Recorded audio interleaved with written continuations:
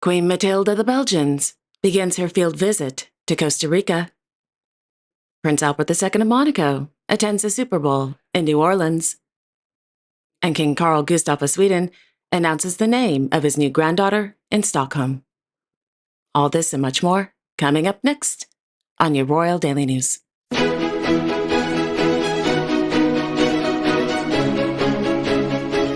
Good afternoon, everyone. I hope you all had a wonderful weekend.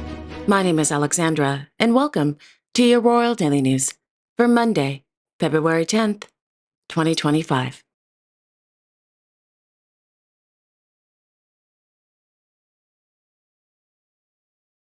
In Stockholm, His Majesty King Carl Gustaf of Sweden and Her Royal Highness Crown Princess Victoria of Sweden presided over a Council of State meeting at the Royal Palace.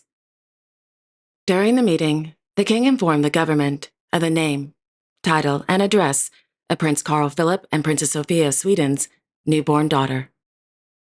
Her name, Princess Ines Marie Lilian Sylvia, Duchess of Västerbotten.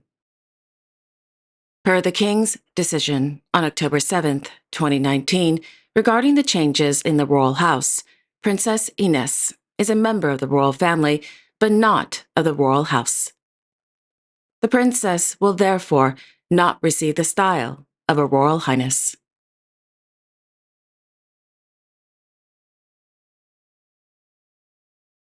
At 12:15 p.m., members of the royal family, members of parliament, government, official Sweden, as well as staff of the Royal Court of Sweden, attended a Te Deum at the Royal Chapel.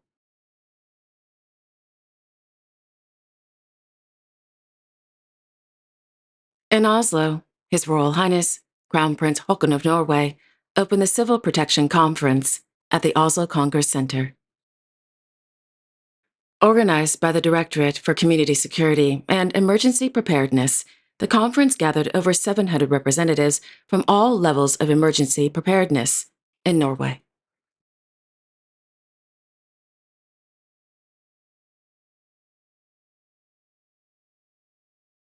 Last evening, His Serene Highness Prince Albert II of Monaco attended the 59th Super Bowl game in New Orleans, Louisiana, between the Philadelphia Eagles and the Kansas City Chiefs.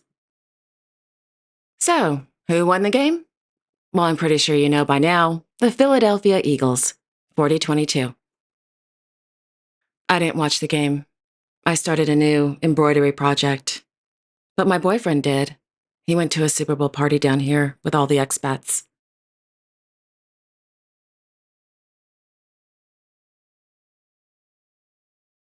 "504 miles north of where I live, Her Majesty Queen Matilda of the Belgians, as honorary president of UNICEF Belgium, began her 3-day field visit to the Republic of Costa Rica. According to the Royal Court of Belgium, every 2 years, the Queen conducts a field visit to learn more about UNICEF projects that aim to improve the living conditions of children.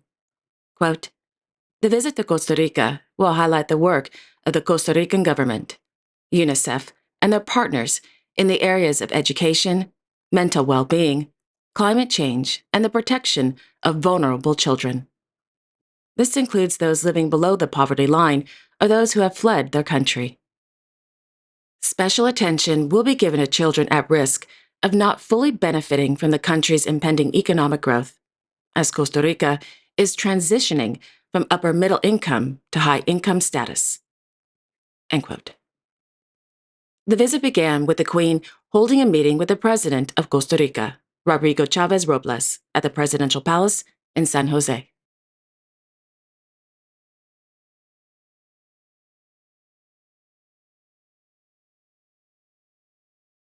On Sunday, His Majesty King Abdullah II of Jordan began his working visit to the United States. Yesterday, the King held a meeting with the new Secretary of Defense and former Fox News host, Pete Hegseth. Tomorrow, the King will hold a meeting with Donald Trump at the White House.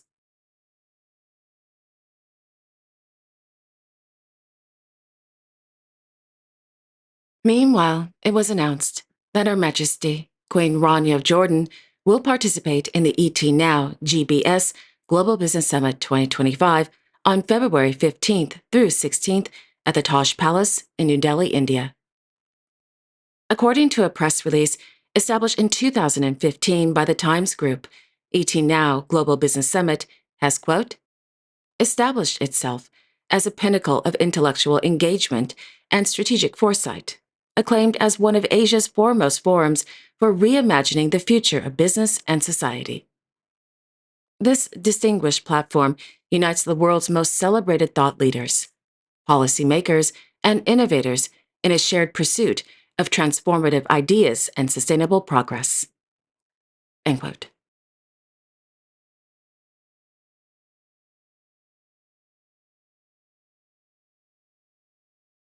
And finally, on Sunday, Maulana Shah Karim, the Aga Khan IV, the 49th hereditary Imam, was laid to rest at a private burial ceremony in Aswan, Egypt. According to the Ismaili Imamat, the late Maulana Shah Karim was, quote, interred in the mausoleum of his grandfather, Maulana Sultan Muhammad Shah. A new mausoleum will be constructed as his final resting place on land adjacent to the existing structure. End quote. Tomorrow, in Lisbon, Maulana Shah Rahim, the Aga Khan V, will hold an audience with senior leaders of the Jamaat, who will, quote, pledge their allegiance to the 50th Imam of the Ismailis on behalf of the global Jamaat. End quote.